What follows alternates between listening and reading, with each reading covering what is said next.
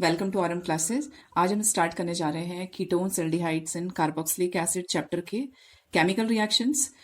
Usually हम exercise solution ही upload करते हैं यहाँ पे, लेकिन ऑर्गेनिक केमिस्ट्री का मैंने सोचा है उसमें केमिकल रिएक्शंस लर्न करने के लिए थोड़ा सा प्रॉब्लम होती है। तो हम क्या करेंगे कि ऑर्गेनिक केमिस्ट्री वाला जो सेगमेंट है उसकी जितनी भी केमिकल रिएक्शंस हैं उनके भी मैं वीडियो यहाँ पे अपलोड करूंगी, जिससे आपको केमिकल रिएक्शंस एक साथ जब आपको एक जगह दिखेगा तो उसको समझना और उसको मेमोराइज करना ईजी होता है। तो आज मैं आपको जो स्टार्ट कर रही हूँ वो है 12.5, जो आपके चैप्टर में 12th चैप्टर है आपका, एंड 5th जो टॉपिक है प्रिपरेशन ऑफ कार्बोक्सिलिक एसिड, हम वहां से स्टार्ट करेंगे। इसके बाद जो इससे प्रीवियस जितने भी पॉइंट्स हैं केमिकल रिएक्शंस के, मैं वो भी लेके आऊंगी जल्दी। तो आज पहले हम इससे स्टार्ट करते हैं, प्रिपरेशन ऑफ कार्बोक्सिलिक एसिड। तो जब एज सच पूरा मॉलिक्यूल आप सामने देखते हो, ये आप ऐसे वीडियो देख के भी समझ सकते हैं, और ये आप जब एक बार खुद से आप लिखेंगे नोटबुक में और उसको मेमोराइज करने के लिए जब आप इसका स्टडी करना स्टार्ट करेंगे तो आपको एक ग्राफिकली एक जो इम्पैक्ट आता है दिमाग में, तो वो याद रहेगा। जैसे इमिडिक एसिड है तो आइमिडिक एसिड का फॉर्मूला ऐसे आपको याद रहेगा कि NH यहाँ पे है, OH यहाँ पे, इसलिए इसको लिखना बहुत इंपॉर्टेंट होता है स्टूडेंट्स। तो चलिए स्टार्ट करते हैं preparation of carboxylic acid. First है इसका फ्रॉम नाइट्राइल।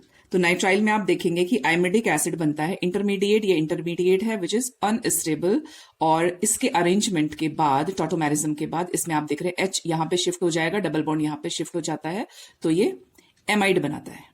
एमाइड के हाइड्रोलिसिस से आपका कार्बोक्सिलिक एसिड बनती है। तो हमारे इस केस में एसिटिक एसिड बना रहे हैं क्योंकि हमने यहाँ पे CH3 लिया है, तो ये एसिटिक एसिड बनेगा। तो नाइट्राइल से भी कह सकते हैं एसिटिक एसिड फॉर्मेशन, और डायरेक्ट अगर एमाइड दिया है आपको तो आप एमाइड के हाइड्रोलिसिस से भी कार्बोक्सिलिक एसिड बना सकते हैं। सेकंड जो रिएक्शन है वो है from acyl chloride and anhydride. तो अगेन ये भी एक इंपॉर्टेंट रिएक्शन है जिसमें कि हम एसाइल क्लोराइड और एनहाइड्राइड्स का हाइड्रोलिसिस करते हैं और हमको कार्बोक्सिलिक एसिड मिलती है। तो ऐसे अब आप जब रिएक्शन में देखेंगे कि वाटर है तो एकदम आपको जल्दी से लर्न होगा कि हम आपका एसिटाइल क्लोराइड, अगर हम कोई एसाइल क्लोराइड लेते हैं और एनहाइड्राइड लेते हैं, उसके हाइड्रोलिसिस से कार्बोक्सिलिक एसिड फॉर्मेशन होता है। एसिटिक एनहाइड्राइड आप लेंगे तो इसमें 2 molecules of carboxylic acid you will get. जो थर्ड पॉइंट है वो है एसिड हाइड्रोलिसिस ऑफ ईस्टर्स। अभी ईस्टर्स के थ्रू कैसे मिलेगा वो हम देखेंगे। तो एक ईस्टर लेंगे, यहाँ पे ये ईस्टर लिया है, ईस्टर का भी हाइड्रोलिसिस कर रहे हैं। तो आप देख रहे हैं यहाँ पे कि जितने भी C डबल बॉन्ड O वाले कंपाउंड है उनके हाइड्रोलिसिस से कार्बोक्सिलिक एसिड मिलती है। तो इसमें भी, यहाँ पे भी हमको कार्बोक्सिलिक एसिड मिलती है, लेकिन ईस्टर में जो एक डिफरेंट आपका जो H की जगह रिप्लेस्ड एल्काइल ग्रुप होता है वो अल्कोहल भी बनाता है। तो यहाँ पे आपको 2 चीजें मिल रही हैं, कार्बोक्सिलिक एसिड भी और अल्कोहल भी। तो अभी हमने देखा कि एसिड हाइड्रोलिसिस ईस्टर से कार्बोक्सिलिक एसिड मिल रही है। अब हम देखेंगे ईस्टर्स की ही रिएक्शन है, लेकिन क्या हो रहा है यहाँ पे, एल्केलाइन हाइड्रोलिसिस हो रहा है। देखो यहाँ पे हम एक एल्केलाइन ले रहे हैं एक्वस सॉल्यूशन में, तो उसको अगर हम हीट अप करते हैं तो सबसे पहले तो वो एसिड का, उस पर्टिकुलर एसिड का सॉल्ट बनाएगा। तो यहाँ पे पर्टिकुलर एसिड का सॉल्ट बनाया है, ठीक है। सोडियम प्रोपेनोएट आप लिख सकते हैं यहाँ पे। सोडियम प्रोपेनोएट जो सॉल्ट है उसके फर्दर हाइड्रोलिसिस से in the presence of acid carboxylic acid मिलता है, एंड सोडियम हाइड्रोक्साइड फिर से मिल जाएगा सॉल्यूशन में। फिर से ये नेक्स्ट मॉलिक्यूल के साथ ऐसे रिएक्शन करने के लिए उसको हेल्प करता है। फोर्थ अगर आप पॉइंट की बात करें तो 12.5.4 है फ्रॉम एल्काइल बेंजीन। तो एल्काइल बेंजीन के ऑक्सीडेशन से आप यहाँ पे देख रहे हैं ऑक्सीडाइजिंग एजेंट है, आपको KOH से कंफ्यूज नहीं होना है। यहाँ पे KOH इज फॉर, ये एक सॉल्वेंट की तरह काम कर रहा है। दिस इज आपका एल्केलाइन KMnO4। तो एल्केलाइन KMnO4 है, इसको एक्टिवेट कर रहा है KMnO4 को। सेम वे आप यहाँ पे भी देख रहे हैं एल्केलाइन KMnO4, और अगर आप पोटेशियम डाइक्रोमेट लेते हैं तो एसिडिफाइड होता है, उसके लिए हम एसिड लिखते हैं। तो ये KOH है बस, ये इसको एक्टिवेशन के लिए इसको बेस प्रोवाइड कर रहा है। तो जो हमारा इंपॉर्टेंट जो ऑक्सीडाइजिंग एजेंट है वो तो एक्चुअल में KMnO4 है। तो KMnO4 माइल्ड ऑक्सीडाइजिंग एजेंट है। यहाँ पे आप देख रहे हैं ये फिर से ये सॉल्ट बनाएगा, इसका यहाँ पे ऑक्सीडेशन भी हो रहा है और ये K भी इसमें ऐड हो रहा है। फर्दर हाइड्रोलिसिस से COO ये H+ प्रोवाइड करेगा, प्रोटोनेशन होगा, सॉरी हाइड्रोलिसिस नहीं, प्रोटोनेशन से H+ इसको प्रोवाइड करेगा और KOH सेपरेट हो जाएगा। तो यहाँ पे बेंजोइक एसिड मिलेगा यहाँ पे।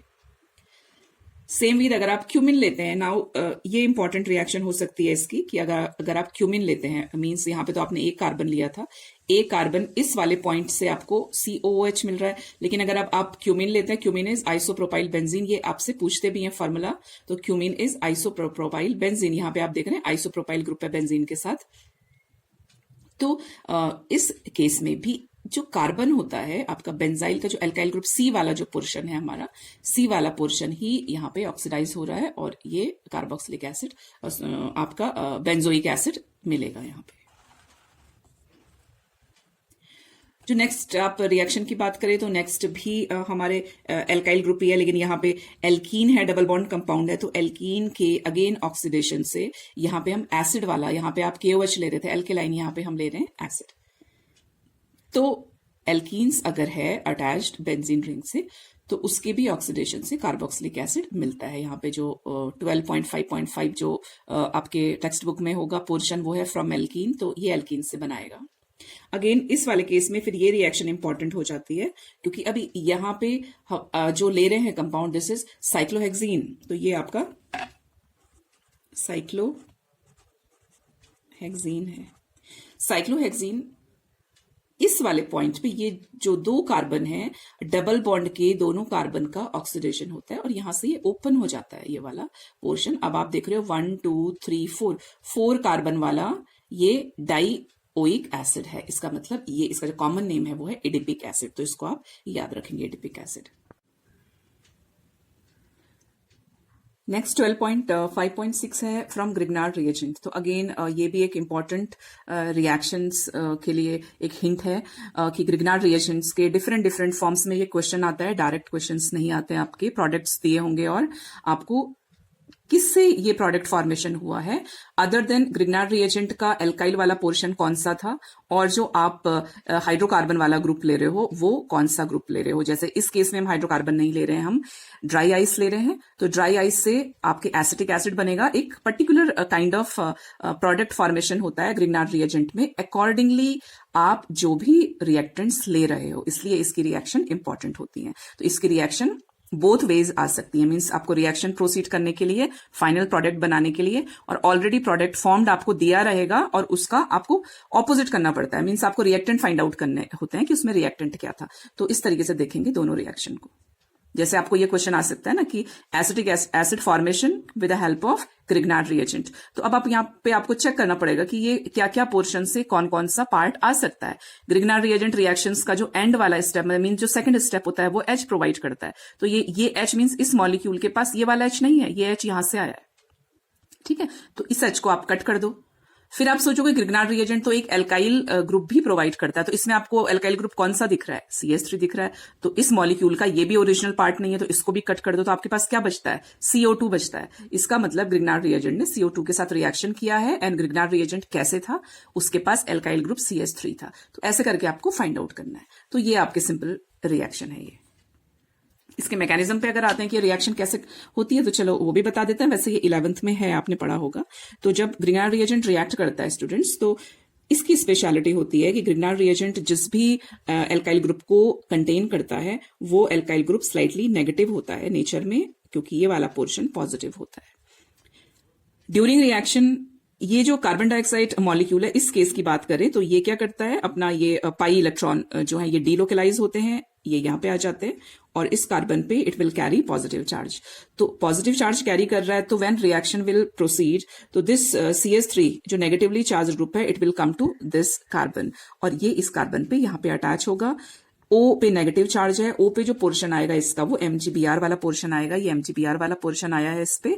अगेन जो सेकंड स्टेप है उसमें हम वाटर, आपका एसिड रिलेटेड वाटर, हम एसिड के साथ हम यूज करते हैं, तो H+ बहुत इजीली मिल जाता है। तो जब यहाँ पे H+ मिलेगा, अगेन इसमें आप देखो ये वाला पोर्शन पॉजिटिव है, ये माइनस है, तो ये माइनस है एंड ये वाला पॉजिटिव है, तो H+ किसके पास आएगा, O के पास आएगा और ये कार्बोक्सिलिक एसिड बनाएगा, then this is acetic acid. तो ग्रिग्नार्ड रिएजेंट ऐसे वर्क करते हैं। नेक्स्ट है 12.8 केमिकल प्रॉपर्टीज, अभी केमिकल प्रॉपर्टीज हमको देखनी है एल्डिहाइड्स और कीटोन्स के। ये वाला सेगमेंट भी बहुत इंपॉर्टेंट है। ये इसलिए इंपॉर्टेंट होता है कि इसमें डिफरेंशिएट करने के लिए है आपको लेबोरेटरी रिएजेंट, ये प्रैक्टिकल में जो आपके वाइबा पॉइंट ऑफ व्यू से भी इंपॉर्टेंट सेक्शन है। तो चलिए स्टार्ट करते हैं। एल्डिहाइड एंड कीटोन्स में जो एल्डिहाइड है वो माइल्ड ऑक्सीडाइजिंग एजेंट से भी ऑक्सीडाइज हो जाता है, इजिली ऑक्सीडेशन होता है इसका, इसलिए ये एक अच्छा रिड्यूसिंग एजेंट है और ये अलग अलग रिएजेंट्स को रिड्यूस करता है। कीटोन्स के साथ ऐसा नहीं है, क्योंकि कीटोन्स के पास कोई हाइड्रोजन नहीं है, तो ये इजिली ऑक्सीडाइज नहीं होता माइल्ड ऑक्सीडाइजिंग एजेंट से, इसलिए बहुत सारे टेस्ट जो एल्डिहाइड देता है वो कीटोन नहीं देगा। तो इनमें जो कुछ मेन टेस्ट हैं वो हम देखते हैं। जो फर्स्ट सेक्शन में हम टेस्ट ले रहे हैं जो ओनली एल्डिहाइड देता है, तो test given only by aldehydes. तो फर्स्ट है इसमें शिफ्स टेस्ट। तो शिफ्ट टेस्ट में आपको याद रखना है कि कैसे टर्न आउट होता है। तो वो ये टेस्ट है, अगर आप एल्डिहाइड लें एंड शिफ्ट सॉल्यूशन लेते हैं, उसको शेक करते हैं अगर आप ट्यूब में, तो आपको पिंक, रेड या मैजेंटा कलर का सॉल्यूशन मिलता है। तो इसका मतलब कि शिफ्ट रिएजेंट को एल्डिहाइड ने रिड्यूस कर दिया है। नेक्स्ट है टॉलेंस टेस्ट और silver mirror test. Tollens reagent हम देखेंगे स्टूडेंट्स की टॉलेंस रिएजेंट, ये आपका फॉर्मूला है इसका। अमोनिकल इसमें सिल्वर है और ये एल्कलाइन सॉल्यूशन होता है, इसमें OH माइनस उधर से आया है। तो ये जो आपका टॉलेंस रिएजेंट का ये फॉर्मूला है। टॉलेंस रिएजेंट में आपको क्या याद रखना है कि एल्डिहाइड का जो टेस्ट है वो सिल्वर मिरर प्रोवाइड करता है। When you will add aldehyde to tolerance reagent, तो सिल्वर मिरर ऐसे एक लेयरिंग जैसे दिखेगी सिल्वर मिरर की, और टॉलेंस आपको इसको लर्न करना है। तो ये वाइबा पॉइंट ऑफ व्यू से भी इंपॉर्टेंट है ये वाला सेक्शन। नेक्स्ट आता है Fehling test. Again this is important आपके एग्जामिनेशन पॉइंट ऑफ व्यू से। तो फेलिंग टेस्ट में आप देखेंगे कि रेड पीपीटी मिलेगा। अगर आप एल्डिहाइड को फेलिंग सॉल्यूशन के साथ ऐड करते हैं तो आपको रेड प्रेसिपिटेट मिलता है, and this is Fehling solution.